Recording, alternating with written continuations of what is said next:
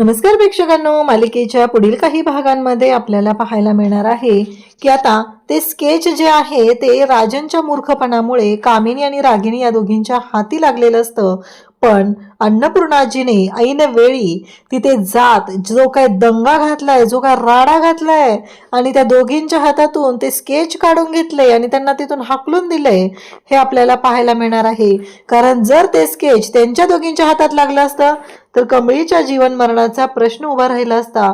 लगेच त्या कामिनीने त्या कमळीचा काटा काढला असता, कारण तिच्यासाठी कमळीला संपवणं हेच मेन ध्येय आहे. आणि आता चांगली आयती संधी म्हणजे थोरली नात आणि कमळी दोघी एकच आहेत म्हणल्यावर एकच खून करायचा हे तिच्यासाठी झालं असतं. परंतु अन्नपूर्णाजीने ऐनवेळी पोहोचून जे काही केलेलं आहे त्यामुळं हे सगळं अगदी थोडक्यात निभावलेलं आहे, म्हणजे बचावलेलं आहे. तर हे कशा पद्धतीनं होणार आहे ते आपण आपल्या आजच्या या व्हिडिओमध्ये पाहणार आहोत. त्यासाठी प्रेक्षकांनो हा व्हिडिओ शेवटपर्यंत पहा. त्याचबरोबर चॅनलवरती नवीन असाल तर चॅनलला नक्की सबस्क्राईब करा, कारण या चॅनलवरती जे मालिकेत घडणार आहे तेच तुम्हाला सांगण्यात येतं. तर इकडे आता राजनला घोळात घेतलेलं असतं. घोळात म्हणजे काय, तर राजनशी गोड गोड बोलून या रागिणीने अशी काही जादू केलेली असते की तो राजन मूर्ख या रागिणीला लगेचच भुललेला असतो. आणि त्याने रागिणीला ॲड्रेस आणि पत्ता दिलेला असतो आणि सांगितलेलं असतं की तू जा आणि तिथून ते स्केच कलेक्ट कर. आता कामिनीला तर खूप आनंद झालेला असतो. आणि इकडे आपल्याला ऋषीच्या घरी पाहायला मिळतं की सगळेजण बसलेले असतात आणि मग ब्रेकफास्ट चालू असतो ऋषी आणि त्याचबरोबर रोहितचा. दोघंही नाश्ता करत असतात. तेव्हा रोहित म्हणतो की एवढे छान पोहे, खरंच खूप छान झालेत. साधनाताई, खरंच खूप छान पोहे केलेत हा तुम्ही, कारण असे एवढे चांगले पोहे राधिकाला कुठे जमणार आहेत करायला. असं तो बोलत बोलत बोलून जातो. बिचाऱ्या राधिकाच्या डोळ्यात पाणी येतं.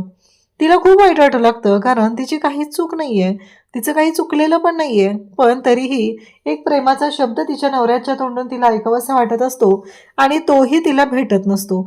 त्यामुळे तिला वाईट वाटतं. शेजारी साधना उभी असते आणि साधना म्हणजे सरू तिची समजूत घालू लागते. इकडे ऋषीला मात्र खूप राग आलेला असतो, कारण दादा प्रत्येक वेळेस वहिनीशी असं का वागतोय.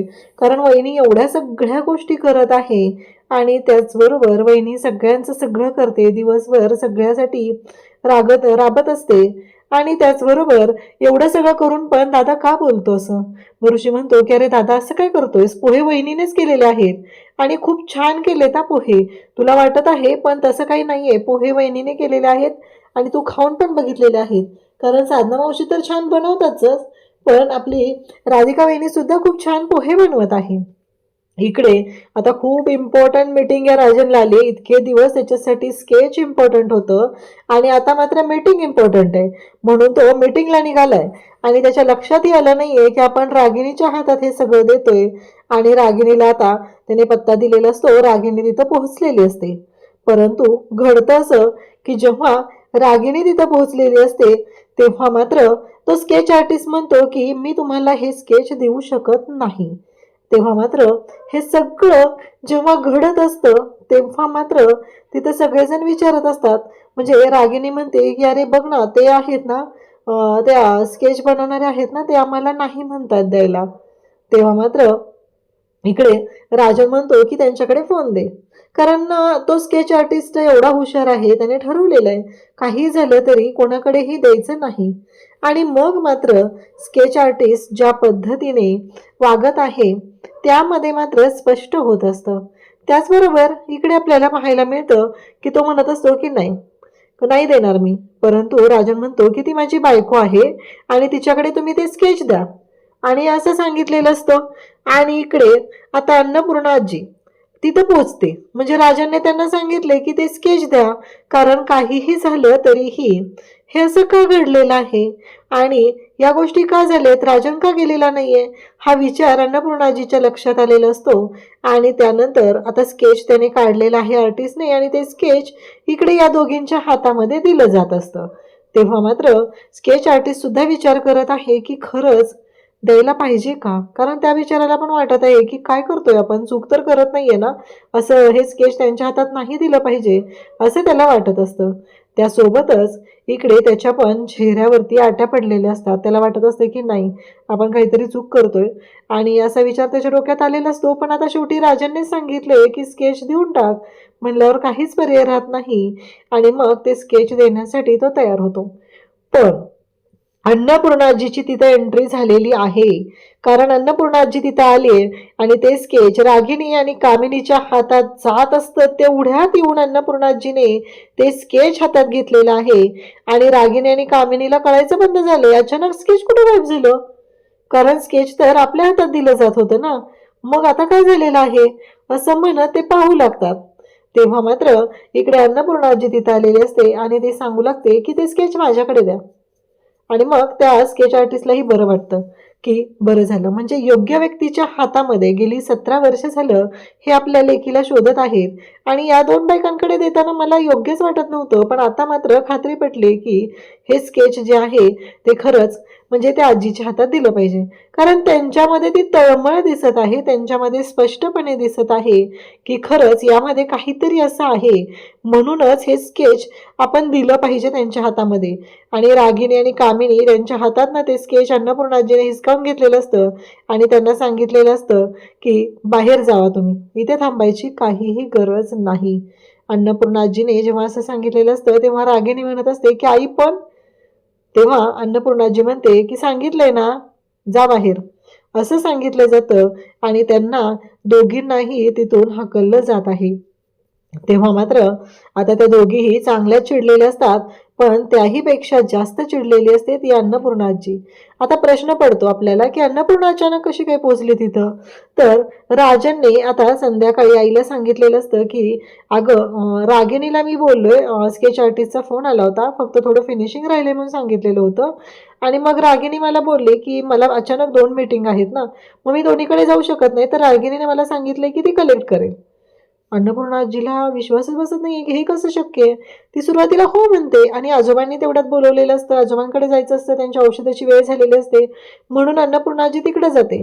मग इकडे अन्नपूर्णा आजी जेव्हा तिकडे जाते तेव्हा दुसऱ्या दिवशी उठल्यावर अन्नपूर्णा आजीच्या लक्षात येतं की नाही, काहीतरी गंडतंय, म्हणजे गोंधळ झालाय, काहीतरी चुकीचं घडतंय का. आणि तेव्हा मात्र इकडे जेव्हा ह्या सगळ्या गोष्टी घडत असतात तेव्हा अन्नपूर्णाजीच्या लक्षात येतं. अन्नपूर्णाजी ड्रायव्हरला फोन करते, गाडी काढायला सांगते आणि मग अन्नपूर्णाजी आणि ड्रायव्हरला घेऊन ती तिथं पोहोचते. पण तोपर्यंत ह्या दोघी किती उत्सुक असतात, कारण आजपर्यंत कोणत्याच कामासाठी या तयार नव्हत्या, पण आता अचानक कसं काय तयार झालेल्या आहेत हा प्रश्न उभा राहिलेला असतो. आणि बरोबर अन्नपूर्णाजी अगदी वेळेवर तिथं पोहोचलेली असते, स्केच ताब्यात घेते आणि या दोघींना सांगितलेलं असतं की तुम्ही घरी जा. परंतु अन्नपूर्णाजीने स्वतः ते स्केच घेतलेलं असतं आणि अन्नपूर्णाजी जेव्हा स्केच पाहते तेव्हा तिला धक्का बसलेला असतो. कारण तिची थोरली नात, राजनची थोरली मुलगी ही दुसरी तिसरी कोणी नसून ती कमळी आहे, ही गोष्ट आता समोर आलेली असते आणि अन्नपूर्णाजीला मात्र खरंच खूप आनंद झालेला असतो. पण इकडे रागिनी आणि कामिनी यांच्या हातातोंडाशी आलेला घास अन्नपूर्णाजीने हिसकावून घेतलेला आहे आणि ते खरं तर कमळीचा जीवच वाचवलेला आहे. कारण अन्नपूर्णा आजीला माहिती आहे की रागिनी आणि कामिनी कशा आहेत हे आपल्याला चांगलंच माहिती आहे. कारण आता काहीही झालं तरीही ज्या महत्त्वाच्या गोष्टी आहेत ते आपल्या सर्वांनाच माहीत आहेत की कशा पद्धतीने घडत आहेत आणि खऱ्या अर्थाने आज अन्नपूर्णाजीने दाखवून दिलेले असतं ते म्हणजेच अन्नपूर्णाजी काय करू शकते.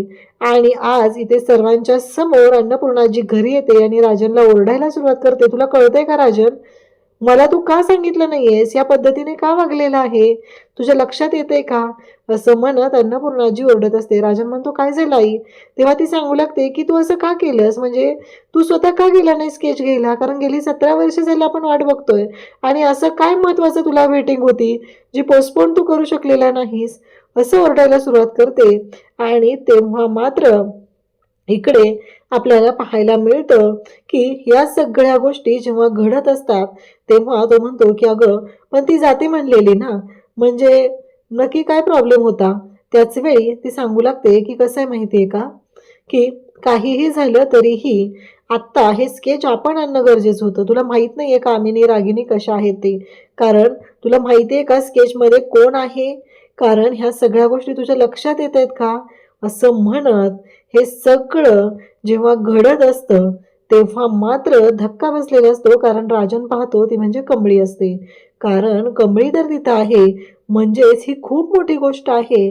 काहीही झालं तरीही हे जर कामिनीला कळलं असतं तर कामिनी शांत राहिली असती का? तुझ्या लक्षात येते का? ऑलरेडी कामिनीला किती राग आहे कमळीबद्दल.